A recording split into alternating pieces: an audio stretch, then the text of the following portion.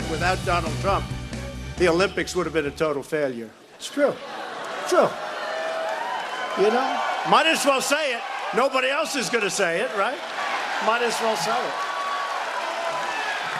A little hard to sell tickets when you think you're going to be nuked. There he was, wrapping up his big speech a short time ago outside of Pittsburgh, and what a speech it was. My political panel's here and ready to react to it, so let's get right to it. Former Trump campaign spokesperson Jeanine Pirro and Democratic strategist Fox News contributor Richard Fowler. All right, so Katrina, he says if it weren't for him, they all would have been nuked. What's your take on that? You know, Judge, this is Donald Trump in his element. He loves being around his supporters. He is out there with the people supporting a candidate that he believes is going to help him pass his agenda. He's having a lot of fun. I miss candidate Trump, and I think tonight was a really great night for the president. All right, Richard, your take on that one? Well, I think the problem the president has, and we saw that in this rally today, is he doesn't have a clear focus on what his agenda is. He went to Pittsburgh, or the suburbs of Pittsburgh, to campaign for somebody who is going to, in a tough special election. And I don't think he made that candidate chances any better because he didn't talk about the candidate at all.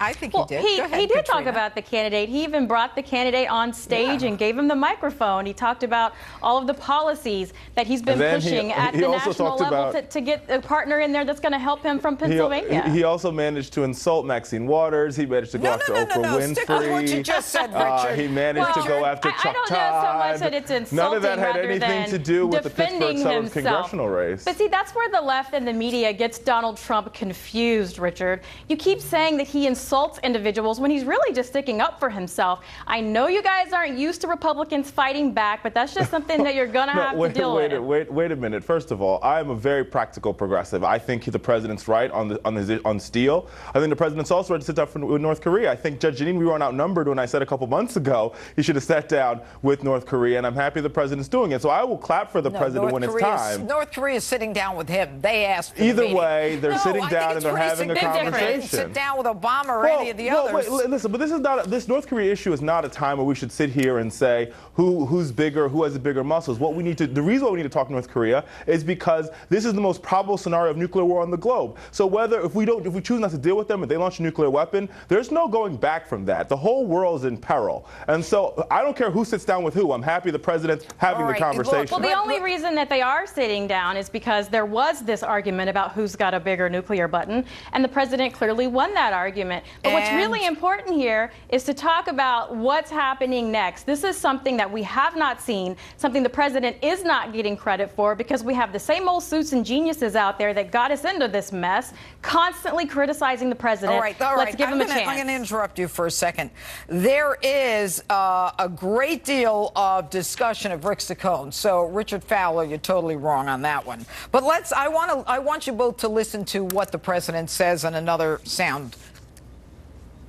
You know how easy, remember I used to say how easy it is to be presidential? But you'd all be out of here right now. You'd be so bored. Because I could stand out, right?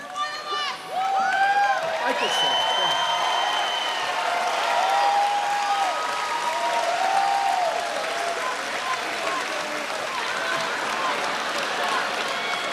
I'm very presidential.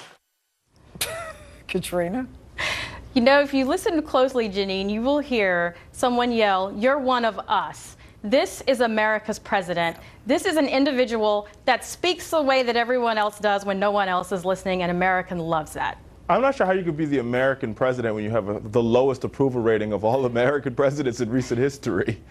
Well, you're the American president when you're passing America's policies. Well, the one that actually won the presidential campaign. But he won the only... only 33% of Americans approve of him. And this, mind you, Katrina, mind you, the reason why he's in Pittsburgh is because this is a seat that Donald Trump picked up by 20 points just 16 months ago. Now it is neck and neck because of the president's rhetoric and because he's not acting presidential. It's not because of the president's rhetoric. If there's any candidate struggling out there, Richard, because they're not Donald Trump. It's just that simple. These candidates have to step up their game. It is a special election. He wants to get someone out there to help him. And there is only one poll that counted. It was last November. The people have spoken. America's president is there. And don't let the special elections fool you. Just ask Republicans in 2006 and Democrats in 2010. That's why Republicans are that's why Republicans in Congress are retiring like it's going out of style. There's more committee chairs who are Republicans who have retired. So now you know why people because they are don't want to retiring? run in this midterm election with Donald Trump. Richard, stop.